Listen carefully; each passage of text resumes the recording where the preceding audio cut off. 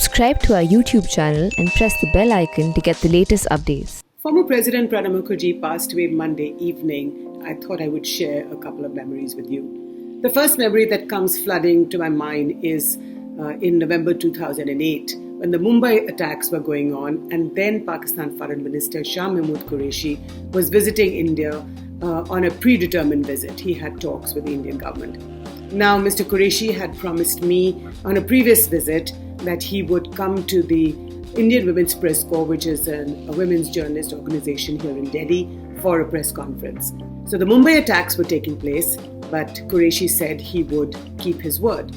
So we invited him to the Women's Press Corps, and as you can imagine, there was a full house, more than 100 journalists, questioning him and the Pakistani establishment's role in the attacks that were still taking place in Mumbai. How could, for example, 10 Pakistani terrorists take a dinghy from Karachi port and sail all the way to Bombay if the Pakistani establishment had not actively helped them? Now, Qureshi, of course, denied everything, but he was facing these very tough questions. When in the middle of that press conference, the phone rang. It was the Pakistani High Commissioner's phone which rang, and guess who was on the other side of the line? Pranab Mukherjee, then External Affairs Minister. So we stopped the press conference. Mr. Qureshi was asked to move to an adjoining room, the library of the Women's Press Club, and where he took the call. And as it transpired later, Pranab Da, very firm, very polite, told him in no uncertain terms that he had to leave the country. So a day later, an aircraft was sent for him, and Shah Mahmood Qureshi was packed off from Delhi back to Islamabad. And this happened right then, right in the middle of this press conference, and all of us were present. The second memory that serves me is also in 2008, when some of us journalists had gone to Islamabad because Pranab Mukherjee had been invited for consultations. I think there was a joint commission or something. And that evening, after the talks in the Pakistani Foreign Office, it's a very nice open space, but they don't have an auditorium. So what they've done is that they've put together some sofas, made a makeshift stage, and asked Farida Khanum, the celebrated classical singer who also performs Thumri and Dadra, to perform for their honoured guest from India, Pranab Mukherjee. So Pranab Das sat in the front row, we all sat behind him, and there she was singing beautifully, song upon song, Aaj Jaane Ki Sid Na Karo, and lots of other numbers. But Pranab Mukherjee sat impassively through it all. He clapped, of course, very politely, but didn't say very much. There were no wah-wahs, as you normally have between North Indians and Pakistanis, especially those from Pakistani Punjab. She wanted to know, Farida Khanum wanted to know if there was something special that she could sing, and he said, no, that's fine. Then she said, I believe you're from Bengal.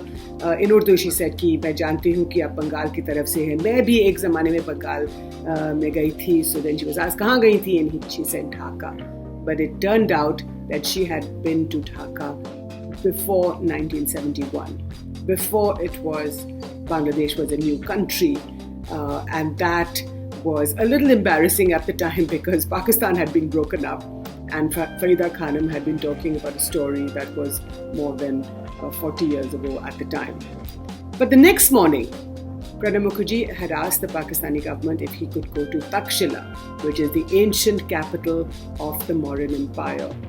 And of course, he was given permission. This is a very short flight, a half-an-hour flight. It's only 100 or so kilometers by road.